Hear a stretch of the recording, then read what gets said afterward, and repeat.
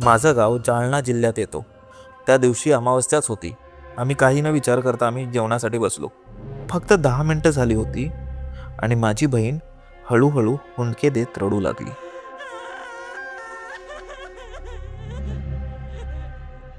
त्याच वेळी कुत्रे जोरजोरात भुंकू लागले। ती रडत रडत हसत हसत म्हणू लागली की ती जी बाई आहे ना, ती बाई जी टेंटच्या मागे उभी आहे, ती मला घेऊन जाणार। ती पुण्याला असते आणि त्यांच्याच गर्ल्स हॉस्टेलमध्ये तो व्हिडिओ बराच व्हायरल झालेला।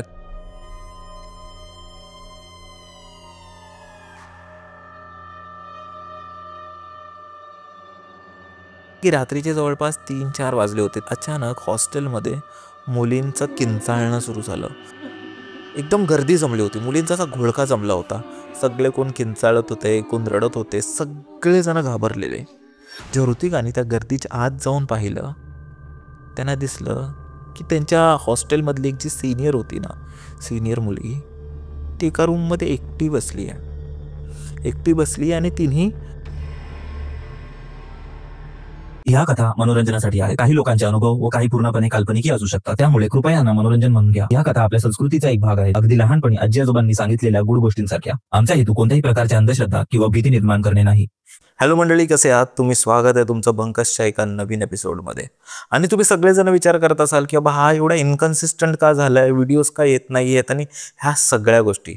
तर तुम्हाला मला हे सांगायचं आहे की आपले व्हिडिओज नव्हते येत कारण आपण आपला नवीन स्टुडिओ बिल्ड करत होतो आणि आता फायनली झालेलं आहे। 90% काम झालेलं आहे, 10% तर इथे तिथे तर नेहमीच बाकी राहणार। तीच मला वाटतं रेकीची ओळख आहे। तर आज आपण आपली ती सिरीज कंटिन्यू करणार आहोत ज्याला आपण विसरलो होतो, ज्याचं नाव आहे स्टोरीज विथ रेकी। ज्यात मी तुम्ही पाठवलेल्या स्टोरीज नरेट करतो किंवा मी ऐकलेल्या किंवा कोणीही सांगितलेल्या माझ्या घरातल्या किंवा अशा कोणत्या गोष्टी ज्या माझ्या कानावर पडतात त्या मी तुम्हाला सांगतो। तर मंडळी, जी आपली पहिली गोष्ट आहे ना, सचिनने पाठवलेली आहे। तर ही गोष्ट त्याच्या आणि त्याच्या कुटुंबासोबत 2020 लॉकडाऊनच्या दरम्यान घडली होती। नमस्कार, माझं नाव सचिन पुरी आहे आणि मी छत्रपती संभाजीनगरला राहतो। माझी आता 12वी सुरू आहे आणि मी माझ्या कुटुंबासोबत घडलेल्या एकदम खऱ्या गोष्टी सांगणार आहे। 2020ला माझ्या वडिलांचं ॲक्सिडेंट झालं होतं।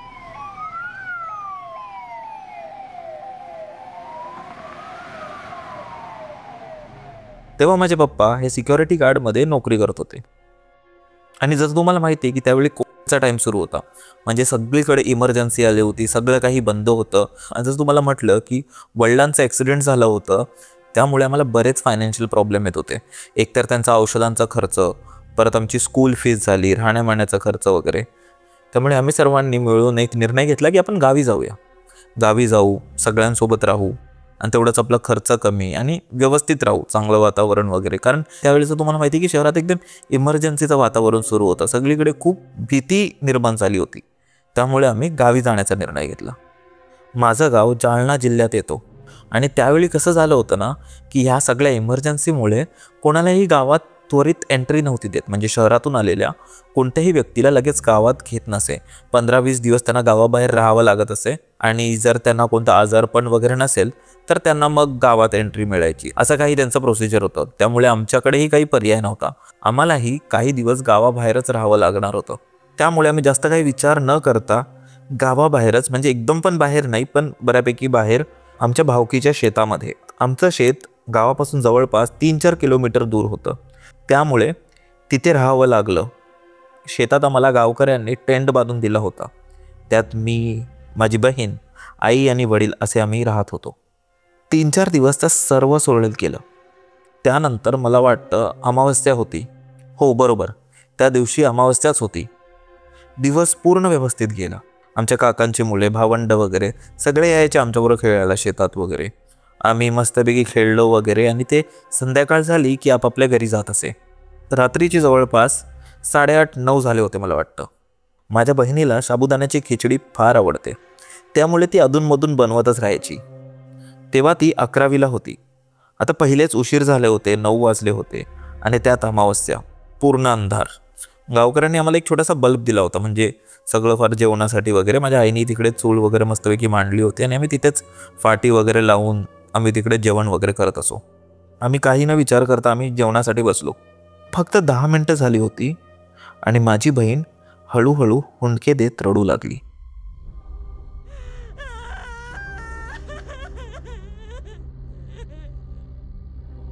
सुरुवातीला आम्हीही कन्फ्यूज झालो की रा बाबा अचानक काय झालं. आम्हाला वाटलं की बहुतेक हिला अंधाराची वगैरे भीती वाटली असेल, पण तसं नव्हतं. त्याच वेळी कुत्रे जोरजोरात भुंकू लागले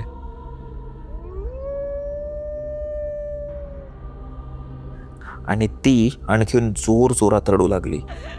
आई वडिलांनी तिला विचारलं की काय झालं बाळा, का रडतेस तू? तर ती म्हणाली, मम्मी मला आज पोट भरून जेवू दे. आणि तेच वाक्य जवळपास 3-4 वेळा परत परत रडत रडत म्हणत होती. परत परत विचारल्यावर माझ्या बहिणीने सांगितलं, मी आज पोट भरून जेवण करून घेते, उद्या तुमच्यासोबत नसेल मी. हे वाक्य आईच्या कानात पडतात आईला सुद्धा एवढ्यात थंडीत घाम सुटला आणि तेवढ्यातच अचानक मध्ये माझी बहीण जोर जोरात हसू लागली. 2दा हसली असेल आणि परत जेवण करू लागली. घाई आहे तिच्या हातातून एक घास खाली पडला मातीत. त्यानंतर ती थोडंफार नॉर्मल झाली. आम्हीही आपलं जेवण करू लागलो टेंटच्या बाहेर, कारण लाईट तिथेच होती. जेवण झाल्यावर आईने तिला तिच्या जवळ घेतलं आणि विचारलं की तू असं का बोलत होतीस, नक्की काय झालंय? ती रडत रडत हसत हसत म्हणू लागली की ती जी बाई आहे ना, ती बाई जी टेंटच्या मागे उभी आहे, ती मला घेऊन जाणार. पप्पा म्हणाले कोणी नाही आहे तिकडे. तरी बहीण म्हणू लागली की नीट बघा पप्पा, मला ती दिसते, मला ती बोलवते, नीट बघा तुम्हालाही दिसेल, लाल रंगाचं लुगडं घातले, ती बघा ती बोलवते. पप्पा थोडी कशाला घाबरतायत. पप्पाने जाऊन बघितलं तर खरंच कोणी नव्हतं तिथे. पप्पा आले, तिला शांत केलं, ती शांत झाली. पण थोड्या वेळानंतर तिने राहिलेल्या त्या साबुदाण्याचा टोप उचलला आणि टेंटच्या मागच्या बाजूला जाऊ लागली. जाता जाता म्हणू लागली की मी हे त्या बाईला देऊन येते, ती मागते, तिला साबुदाणे खायचे. ती 2 पावले चालून थांबली आणि परत जोर जोरात रडू लागली की मी उद्या नसणार, ती बाई मला आज घेऊन जाणार, आज रात्री ती मला संपवणार. हे ऐकताच माझे आई वडील खूप जास्त घाबरले. मग माझ्या वडिलांनी जराही न विचार करता रात्री चुलत्यांना कॉल लावला आणि ही असं असं म्हणत आहे असं सांगितलं. माझे काका आणि आप्पा लगेच आले. आम्ही सर्व त्यांना आप्पा म्हणतो. ते महादेवाचे खूप मोठे भक्त आहेत. मग ते आले आणि मला आणि माझ्या बहिणीला गाडीवर घेऊन निघाले. गाडीवर असतानाही माझी बहीण मला रडत रडत म्हणते, सचिन ती बाई आपल्या गाडीच्या मागे आहे, असे म्हणून तिने साईड मिररकडे बोट फिरवला. मी बघितलं तर सगळं काही एकदम अंधार झालं होतं. रात्रीचे 9:30-10 वाजलेले. आणि जसं मी म्हटलं की ती अमावस्याची रात्र होती, तर त्यात कायच दिसणार. मग आम्ही लोक घरी पोचलो. 5 मिनिटात आई वडीलही घरी आले. आप्पाने बहिणीला अंगारा वगैरे लावला, तिची दृष्ट वगैरे सगळी काढली, तिच्या हातात एक रक्षाचा धागा बांधला आणि त्यावेळेसुद्धा दरवाजे घरचे उघडेच होते आणि ती सारखी बाहेर बघू लागली. आईने विचारलं की बाळा तू आता का घाबरतेस, आता आपण आपल्या घरी आलोय. तर ती म्हणते, ती बघा ती खिडकीतून माझ्याकडेच बघत आहे, ती मला नाही ठेवणार, ती मला घेऊन जाणार आज रात्री. आई मला वाचवा, बाबा मला काहीही करून वाचवा. आता आम्ही सगळे भावंडं खूप जास्त घाबरलेलो होतो, कारण आम्ही खिडकीकडे बघितलं तर कोणच नव्हतं, पण तिला स्पष्टपणे एक बाई दिसत होती. त्यावेळी आम्ही सगळ्यांनी घरचे सगळे दरवाजे, पडदे, खिडकी वगैरे सगळे लावून घेतले. ती रात्र आम्हा सगळ्यांसाठी एवढी भयानक होती की काय सांगू. आता हे लिहिता लिहिता सुद्धा अंगावर काटा येतो. मग आम्हाला दुसऱ्या दिवशी आजीने सांगितलं की काही दिवसांपूर्वी त्याच बाजूच्या शेतात एक 60 वर्षाची महिला होती. त्यांचं काहीतरी जमिनीवरून काही वाद चालू होतं, परिवारात काहीतरी त्याच्या मुलांचं भांडण चालू होतं, त्यामुळे तिथे तिने विष पिऊन आत्महत्या केली होती. आता माहिती नाही जे माझ्या बहिणीला दिसत होतं ते खरोखर त्याच म्हातारी बाईचं आत्मा होती की काय होतं. पण तिची ती परिस्थिती बघून एक गोष्ट तर नक्कीच होती, ती काहीतरी होतं जे आम्हाला भले दिसत नव्हतं, पण तिला स्पष्टपैकी दिसत होतं, तिला बोलवत होतं, तिला कदाचित घेऊन जाणार होतं. मी तर फक्त एक गोष्टीसाठी थँकफुल आहे की त्या दिवशी बरं झालं आम्ही रात्री आलो, नाहीतर कदाचित ती बाई माझ्या बहिणीला खरोखर घेऊन गेली असती. तर मंडळी, जी आपली दुसरी गोष्ट आहे ना, ती आपल्याला नेहाने पाठवलेली आहे.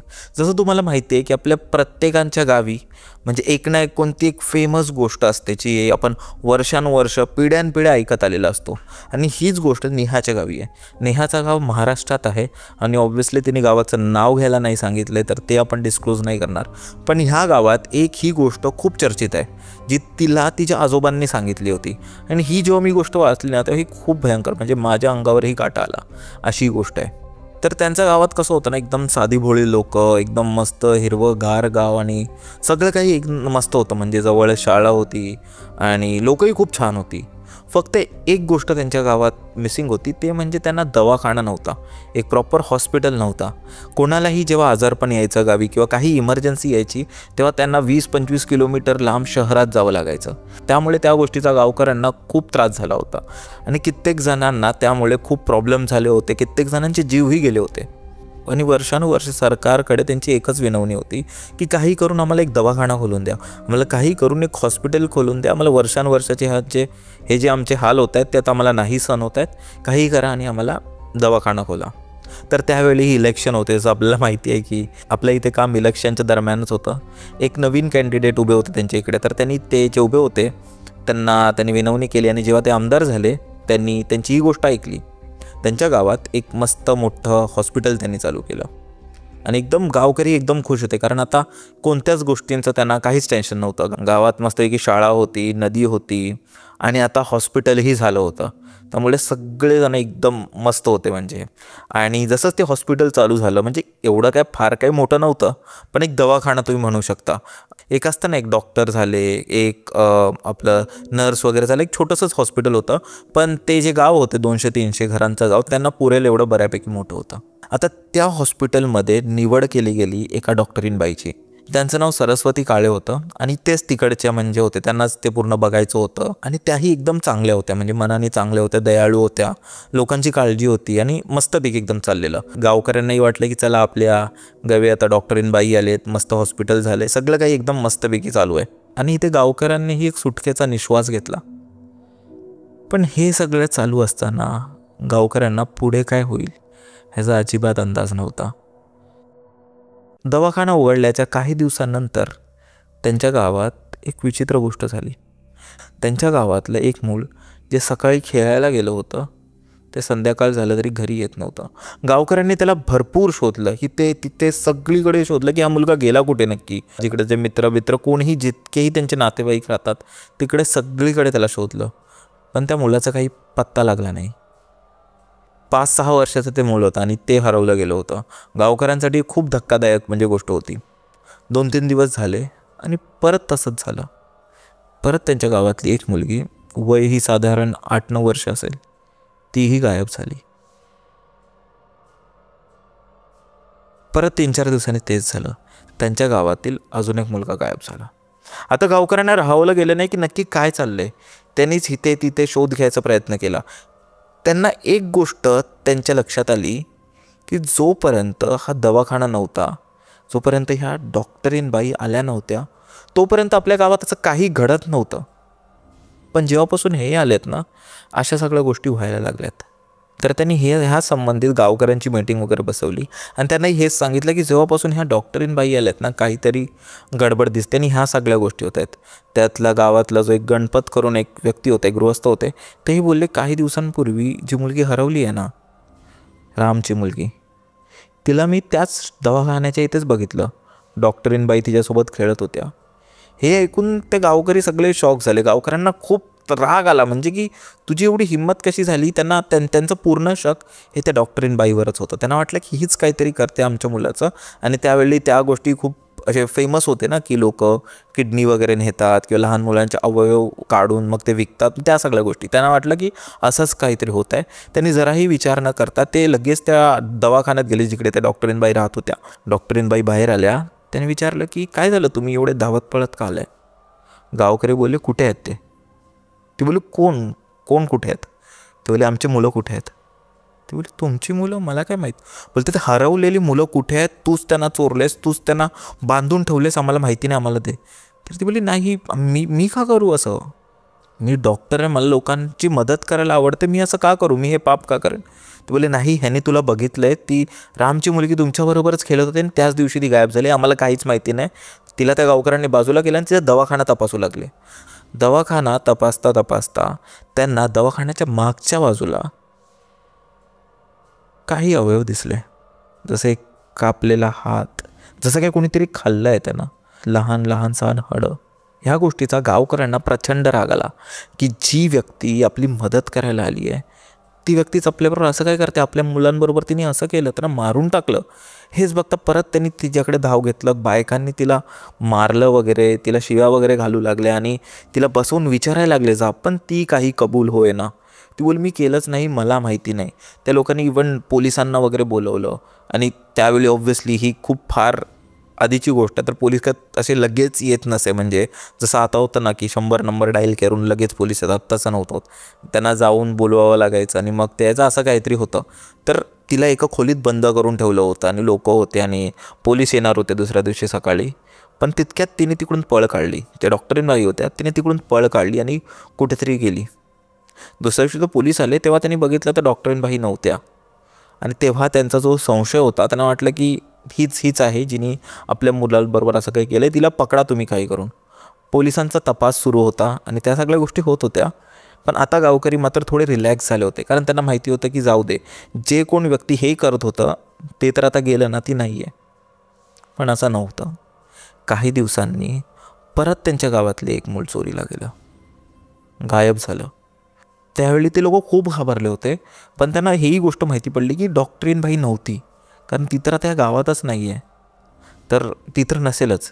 त्याच दुसऱ्या दिवशी ती डॉक्टरीनबाई परत गावी आली आणि त्याला सगळ्यांनी तिची माफी मागितली आणि सगळ्यांनी तिला बोललं की आम्हाला माफ करा, आम्ही तुमच्यावर संशय घेतला, आम्हाला वाटलं की तुम्ही असं केलं, पण आम्ही चुकीचे होतो.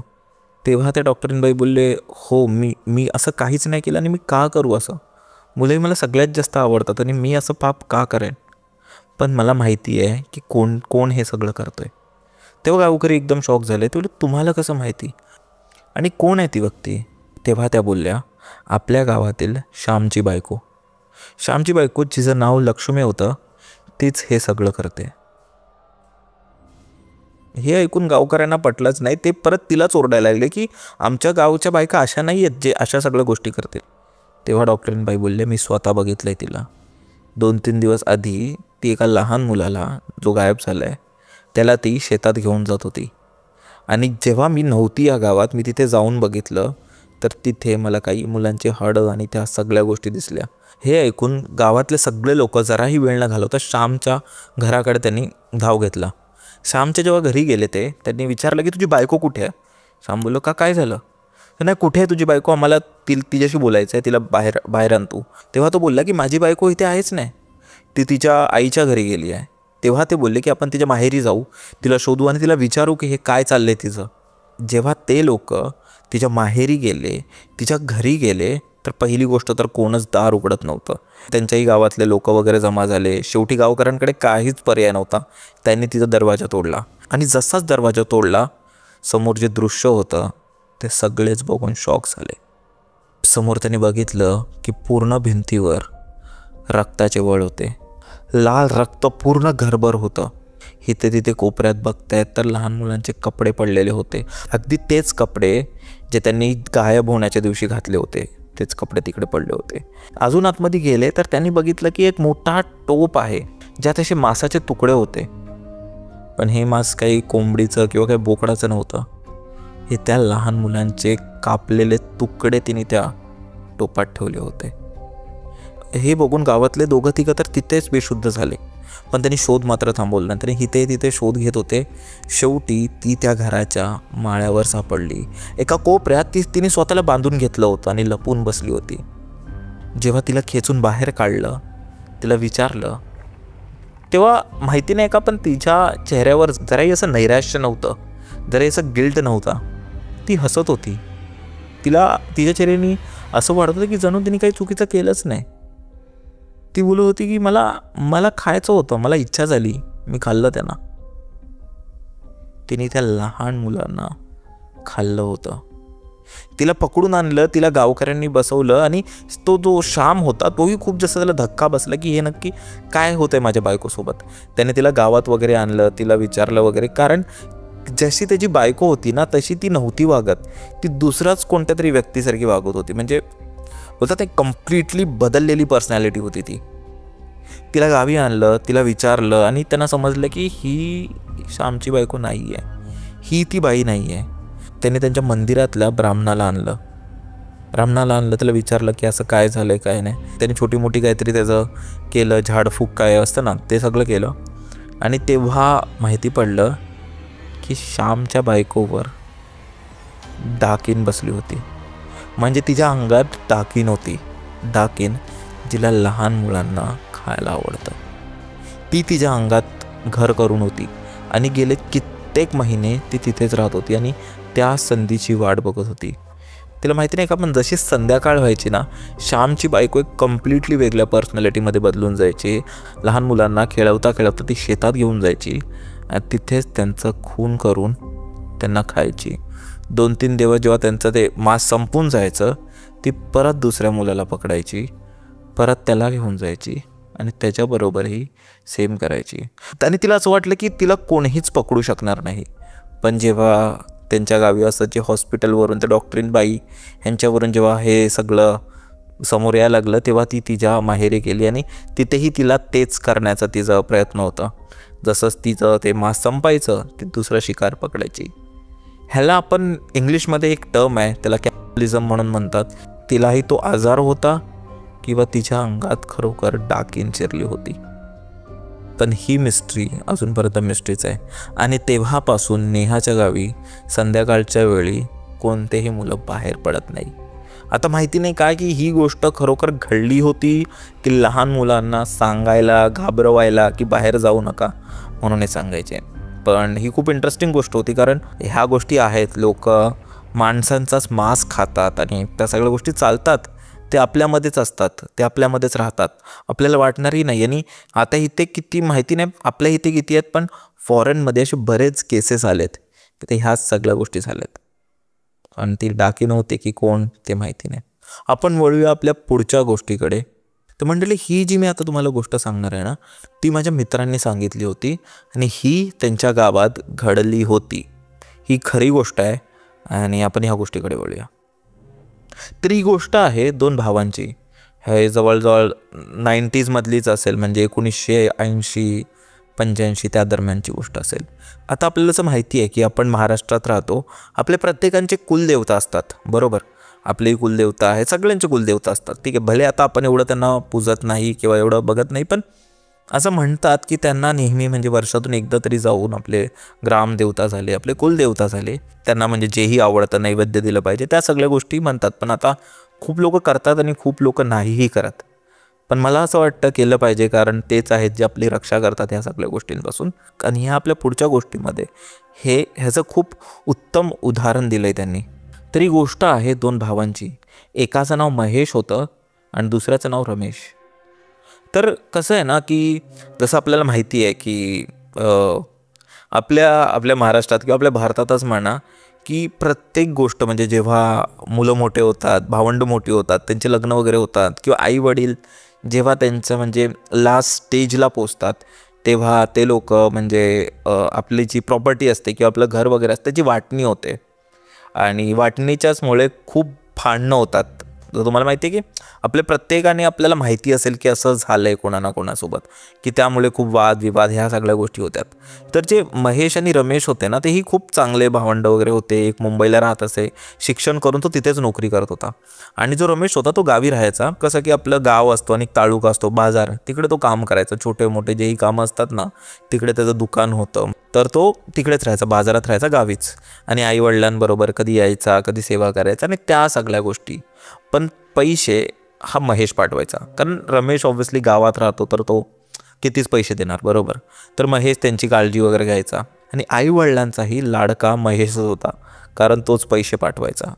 आणि ही गोष्ट रमेशला फारशी आवडायची नाही, कारण आपल्याला पण होतं ना, म्हणजे जेव्हा आपल्या आई वडील आपल्या एका भावाला जास्त प्रेम करतात, आपल्या बहिणीला जास्त प्रेम नाही, आपल्याला कमी, ते असं करत तर नाही पण आपल्याला वाटतं, बरोबर. तर ही म्हणजे असं रमेशलाही नेहमी वाटायचं, ती जेलसी त्याच्या मनात नेहमी असायचीच. आणि तेच सगळं चालत गेलं, हे सगळं होत गेलं, ते लोक राहत होते. रमेशला 2 मुली होत्या, महेशलाही त्याचे मुलं वगैरे होते. ते शहरातच राहायचे, त्यांचं गावी जास्त येणं नसायचं, वर्षातून एकदा आले गणपतीला वगैरे तेवढंच, बाकी सगळं मुंबईतच पूर्ण कारभार. आणि रमेशचंही त्याचे इथे बाजारात तिकडे त्यांचं घर होतं, जे दुकानात घर तिकडेच ते लोक राहायचे. आणि जेव्हा आठवड्यातून एकदा दोनदा घरी यायचं आईवडिलांना बघायला, काय आजारी वगैरे पडले डॉक्टरकडे घेऊन जायला वगैरे. त्यांचे जे वडील होते त्यांची तब्येत आता फारशी काही चांगली नव्हती, त्यांचंही वय झालं होतं आणि त्यांनाही असं वाटलं की आता आपलं वय होत चाललं आहे आणि त्या सगळ्या गोष्टी चालल्यात, तर आपण एक काम करूया, आपण जे आपलं शेत आहे, जी आपली प्रॉपर्टी आहे त्याची वाटणी करून टाकू. म्हणजे ह्यांच्यात काही भांडणं नको ना उगाच पुढे जाऊन, असं नको व्हायला की कोणी कोणाची हडपली जमीन किंवा काय केलं, असं काही व्हायला नको. आधीच आम्ही वाटणी करून टाकतो आणि ज्याला ज्याला त्याचा हिस्सा देऊन टाकतो.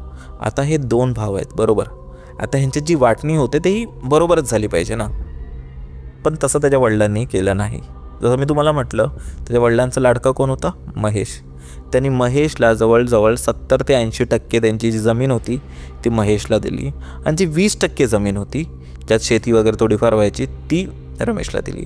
आता ह्या गोष्टीचा रमेशला प्रचंड राग आला आणि त्याच्या वडिलांचं हे करण्याचं मागचं कारण हेही होतं, कारण रमेशला फक्त 2 मुली होत्या, त्याला मुलगा वगैरे नव्हता आणि महेशला मुलगा होता. तर त्यांचं होतं की जो आपला वारस आहे त्याला ही जमीन गेली पाहिजे आणि मुलींना गेली तर काय होणार नाही किंवा असं तसं माहिती नाही काय, ते मागासलेले थोडे विचार होते त्यांचे. तर त्यांनी महेशलाच खूप जमीन दिली आणि रमेशला नाही दिली. आता रमेशला ह्या गोष्टीचा रागही आला की बाबा हे कसं करू शकतात, बघतो ह्यांना मी, काळजी मी घेतो, शेती पण थोडीफार मी करतो, ह्यांना डॉक्टरकडे वगैरे मी घेऊन जातो आणि ह्यांनी बहुतेक आपल्या जमिनीचा हिस्सा महेशला देऊन टाकला ज्याचा हक्क मला आहे. तर ह्या गोष्टी त्याला प्रचंड राग आला. इवन त्याला त्याच्या बायकोवरही राग आला की का मला अजून मुलगा नाही झाला आहे. म्हणजे ह्याचं खरं म्हणजे त्या बायकोशी काहीच संबंध नाही आहे, पण त्याचं असतं की मला मुलगा पाहिजे, मला मुलगा हवा आहे, असं तसं करून ते की मला मुली का आहेत असं तसं त्यांनी त्यांच्या घरातल्यांवरही थोडाफार राग काढला आणि त्या सगळ्या गोष्टी झाल्या. तर कसं झालं ना की ह्या सगळ्या गोष्टींमध्ये त्यांचे वादविवाद सुरूच होते. महेशशी तो भांडत होता, त्याच्या वडिलांशी भांडत होता, रोज भांडणं सुरू होते घरी. आणि त्याला वैतागून महेशशी बोलला की जाऊ दे बाबा, आपल्या भावंडात भांडणं नको. त्यांनी काय केलं की त्याची जी ही जमीन होती ना, ते लोक आले, एकत्र आले, वडिलांसोबत बसले आणि त्याने ठरवलं की मला नको आहे, तू तुझा हिस्सा ठेव आणि माझ्या जमिनीचा पण अर्धा हिस्सा तू घे. मला नको आहे, माझं चाललं आहे, सगळं चांगलं चाललं आहे, मुंबईत मस्त चालले, अर्ध्यापेक्षा जास्त तूच घेऊन टाक, पण तू सुखी राहा. हे ऐकून रमेशला थोडं आनंद तर झालाच, रमेशला तर चांगलं वाटलं आणि तो मॅटर तिथून सॉल्व्ह झाला की चला जाऊ दे, दोन्ही भाऊ खुश, दोघं सगळं चांगलं. आई वडील पण खुश झाले की जाऊ दे, यांचं भांडण संपलं ना, बस झालं. कारण त्यांचं वयही होत चाललेलं आणि ते वाढत्या वयात एवढं भांडणं आणि एवढा आक्रोश बरं नाही. तर सगळं काही सुरळीत चालू होतं आणि तितक्यात त्यांना ही बातमी आली की जो रमेश होता त्याला लवकरच एक मूल होणार होतं. त्याची बायको प्रेग्नंट होती आणि ते लोक सगळे खुश होते. म्हणजे सगळ्यांना ही आनंदाची बातमी मिळाली होती आणि सगळे एकदम मस्त चाललं होतं, सगळे एकदम खुश होते. पण ते बोलतात ना की जेव्हा सगळे लोक खुश होतात कोणा ना कोणाची नजर लागते. तेच झालं. काही दिवसांनी त्यांचे वडील ह्या जगातून गेले आणि त्या वडिलांचा देहांत झाला. सगळे थोडे दुःखी होते, पण ठीक आहे चला, वडील गेले, त्यांचं दुःख होतंच त्यांना, पण आता काय करू शकतो, ह्या देवापुढे कोणाचं काय चालणार.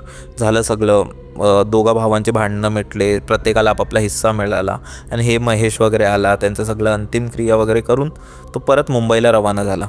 की आत्ताच वडील गेले होते, ते लोक गावी आले होते, रमेश आणि त्याची फॅमिली जी आधी बाजारात राहत होते ते घरी आले होते आणि त्याची बायकोही आता बालंतीन होती, जवळजवळ 7वा-8वा महिना सुरू होता. तर त्याने निर्णय घेतला की आपण काही दिवस ते घरीच राहू, आईचीही तुला मदत होईल आणि त्या सगळ्या गोष्टी म्हणजे तू स्वतःला जपशील.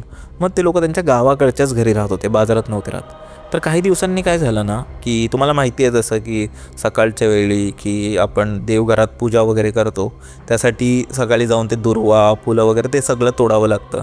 ती सगळी जबाबदारी हे रमेशच्या बायकोची होती. तर रमेशची बायको जायची सकाळी, अंघोळ वगैरे करून सगळं काही तयार करून देवपूजा वगैरे तीच करायची. तर त्या दिवशीही तसंच झालं. सकाळी उठली, सगळं रेडी केलं आणि दुर्वा वगैरे आणायला ती शेतात गेली. शेतात जाते वेळी रमेशची आईही तिच्यासोबत गेली की चल मी पण येते असं तसं.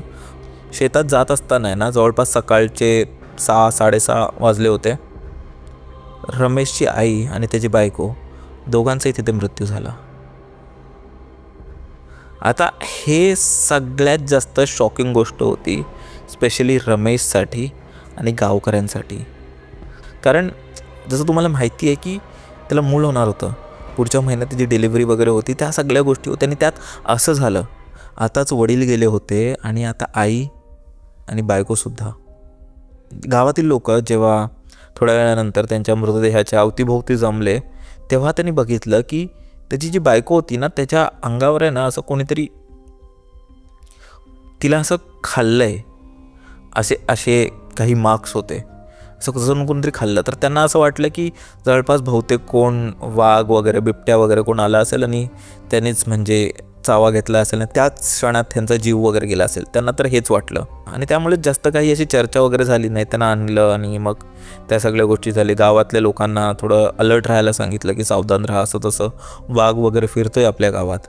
ते सगळं झालं, त्यांची अंतिमक्रिया वगैरे केली, सगळं काही झालं. आणि काही दिवसानंतर जसं मी तुम्हाला म्हटलं की रमेशला 2 मुली होत्या.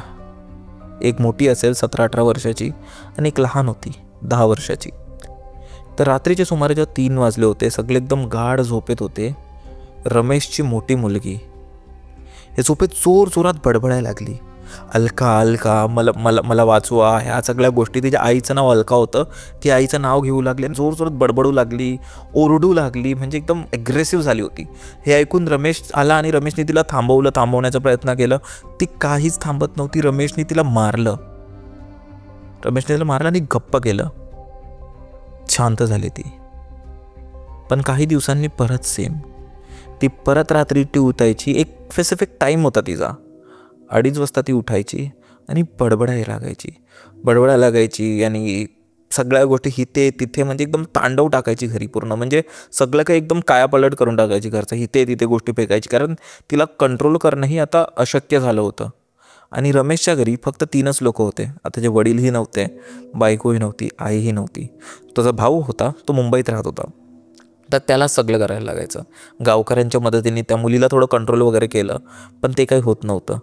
ती नुसती आहे ना तिच्या आईचं नाव घेत होती, अलका अलका अलका, हे नाव घ्यायची.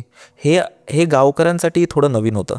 त्यांनी काय केलं, त्यांनी त्यांच्या इकडे जे बाबा बुवा असतात ना, त्यांच्यापैकी एकाला बोलवलं आणि सगळं काही चालू होतं. तितक्यात तिची लहान मुलगी होती ना 10 वर्षाची, ती त्या बाबाकडे आली. ती बोलली की ताईला काही झालं नाही आहे, ताईच्या अंगात आहे ना आई येते रोज रात्री. ती स्वतःला वाचवण्यासाठी बोलते. ती अशी बोलते की मला वाचवा इथून, असं तसं. ती स्वतःची नाव घेते आणि मला माहिती की आईच आहे तिच्या अंगात. हे ऐकून बाबा पण थोडं शॉक झालं की तुला कसं माहिती. ती बोलते की आईच आहे. खूपदा ती अशा गोष्टी बोलते माझ्याशी जे फक्त मला आणि आईला माहिती होत्या.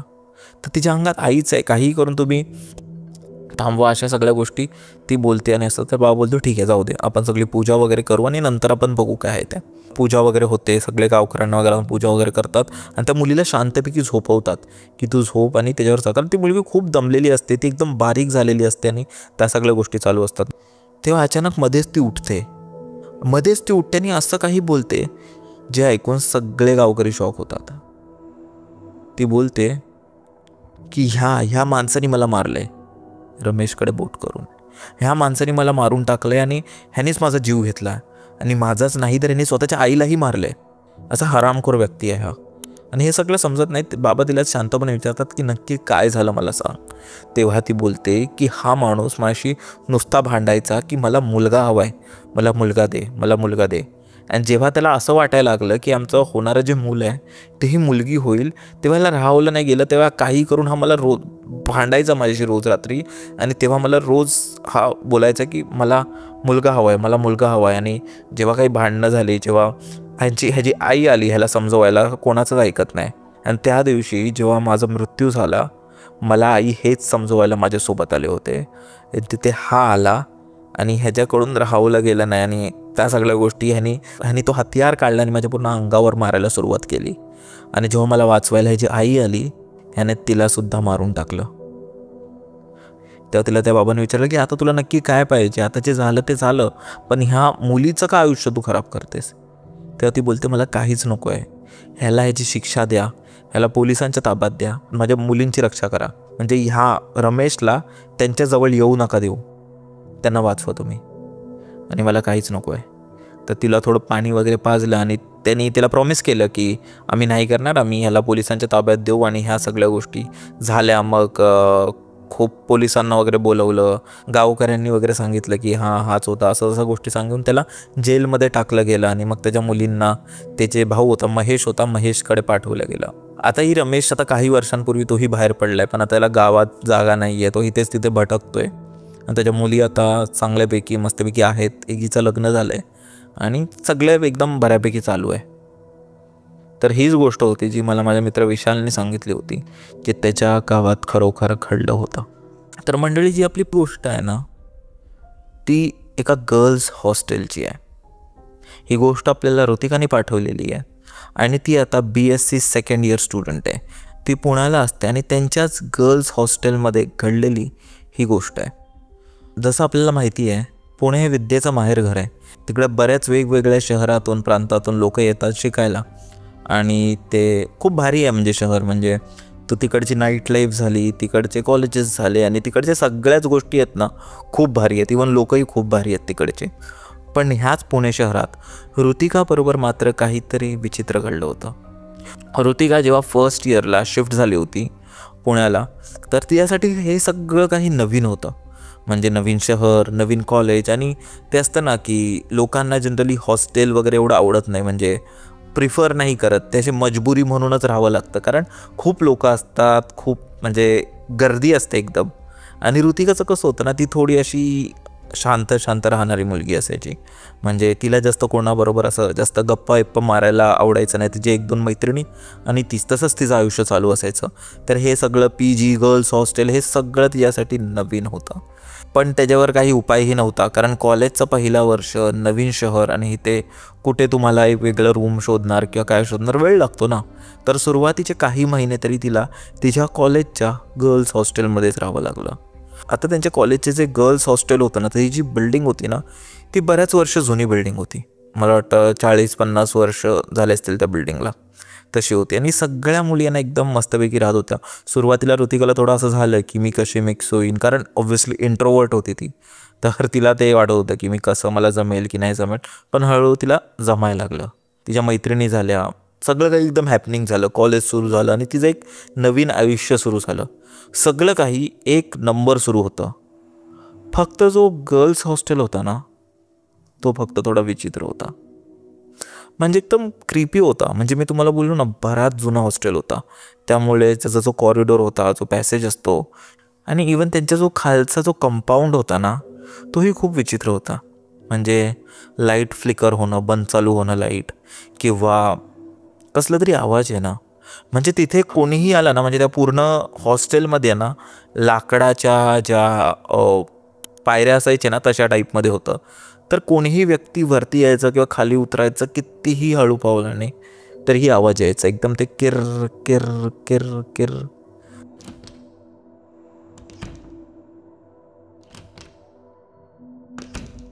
तो वाला आवाज सतत त्यांच्या हॉस्टेलमध्ये असायचा आणि स्पेशली रात्री हा आवाज खूप जास्त वाढायचा. हॉस्टेलमध्ये सगळं काही ओके चालू होतं, फक्त रात्रीचीच तिला थोडी भीती वाटायची. आणि एका रात्री ती भीती खूप जास्त वाढली. काय झालं ना की रात्रीचे जवळपास 3-4 वाजले होते, तिला येऊन 15-20 दिवस झाले होते. अचानक हॉस्टेलमध्ये मुलींचं किंचाळणं सुरू झालं, जोरजोरात ओरडणं सुरू झालं. मुली ओरडत आहेत, असे बोलवत आहेत सगळ्यांना, वॉर्डनला वगैरे बोलवत आहेत. ऋतिकालाही तिच्या जी रूममेट होते तिने उठवलं आणि तेही धावत पळत गेले. एकदम गर्दी जमली होती, मुलींचा असा घोळका जमला होता. सगळे कोण किंचाळत होते, कोण रडत होते, सगळेजण घाबरलेले. जेव्हा ऋतिकाने त्या गर्दीच्या आत जाऊन पाहिलं, त्यांना दिसलं की त्यांच्या हॉस्टेलमधली एक जी सिनियर होती ना, सिनियर मुलगी, ती एका रूममध्ये एकटी बसली आहे आणि तिने मेणबत्ती लावली आहे. तिच्या हातात काहीतरी बाहुली आणि त्या सगळ्या टाचण्या वगैरे आहे. आणि तिच्याकडे ना, स्पेशली तिच्याजवळ एक कपड्याचा ढिगारा आहे. एक कपडे असतात ना, त्यांचा ढिगारा आहे. आणि ते कपड्यानं ह्या सगळ्या हॉस्टेलच्या मुलींचे आहेत. तिने ते सगळे कपडे गोळा केले होते आणि त्यांचा एक ढिगारा बनवून ठेवला होता. प्रत्येकाच्या कपड्यांमधून एक एक भाग कापून ती काहीतरी प्रॅक्टिस करत होती, काहीतरी रिच्युअल प्रॅक्टिस करत होती, कसली तरी पूजा करत होती. पण तिला बघितल्यावर एक गोष्ट तर नक्की होती की ती तिथे काला जादू प्रॅक्टिस करत होती. आपण असं ऐकलं असेल की हे जे तंत्र मंत्र हे सगळं करणारे लोक असतात ना, त्यांना आपल्या जवळची गोष्ट हवी असते. आपल्यावर जर त्यांना काहीतरी करायचं असेल, त्यांना फक्त एक गोष्ट लागते आपली.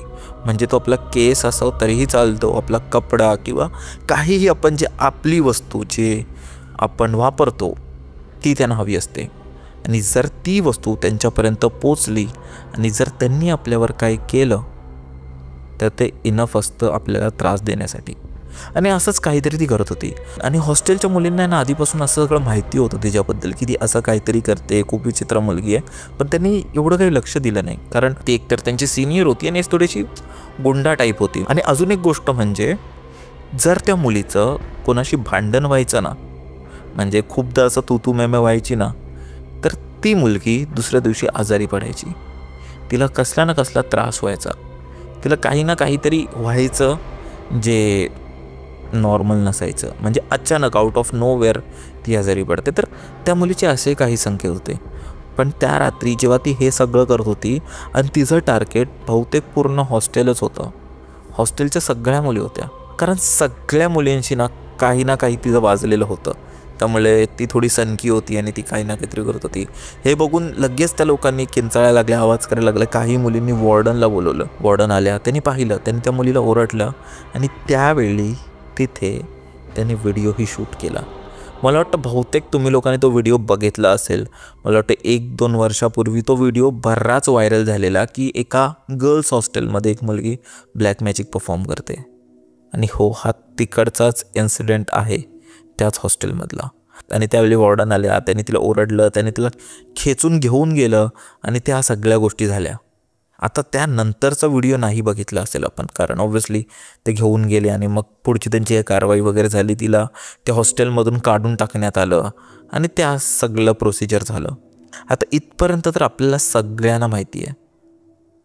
पण जी गोष्ट नाही माहीत ती म्हणजे अशी होती की दुसऱ्या-तिसऱ्या दिवशीपासून वॉर्डनचीही तब्येत खराब होत गेली. जी वॉर्डन जी एकदम कठोर होती, एकदम स्ट्रॉंग होती, त्या सगळ्या मुली तिला घाबरायच्या, तिचीच तब्येत एकदम खराब होत गेली, आजारपण येत गेलं आणि 2 आठवड्याच्या आत तिचाही मृत्यू झाला. आता हॉस्टेलच्या मुलींचं असं म्हणणं आहे ना की तिनेच वॉर्डनला काहीतरी केलं, कारण ज्या प्रकारे वॉर्डनने तिला अपमानित केलं होतं ना, ते म्हणजे खाऊ नव्हतं. तिलाही खूप राग आलेला, तिला खेचून काढलं, तिला मारलं वगैरे. तर त्या सगळ्या गोष्टी जे तिला केस खेचून तिचे ओढून तिला बाहेर काढलं, ते कदाचित तिला आवडलं नसेल आणि म्हणूनच तिने काहीतरी वॉर्डनवरही केलं असेल. 2 आठवड्यात वॉर्डनही गेल्या. वॉर्डन गेल्यानंतर खूप मुली घाबरल्या. ऋतिकाही खूप जास्त घाबरली होती. तिने आईवडिलांना सांगितलं. आईवडिलांनी काही दिवस तिला परत त्यांच्या घरी बोलवलं आणि काही आठवड्यानंतर तिला त्यांच्याच कोण रिलेटिव्हकडे त्याने ठेवलं. ते कॉलेजपासून लांब होतं, पण ॲटलिस्ट ऋतिका सेफ राहील ह्याची त्यांनी काळजी घेतली. ऋतिका हे सांगतेवेळी खूप जास्त घाबरली होती, पण ती भीती तिच्या डोळ्यात दिसत होती. तर हीच होती मला वाटतं ऋतिकाची गोष्ट.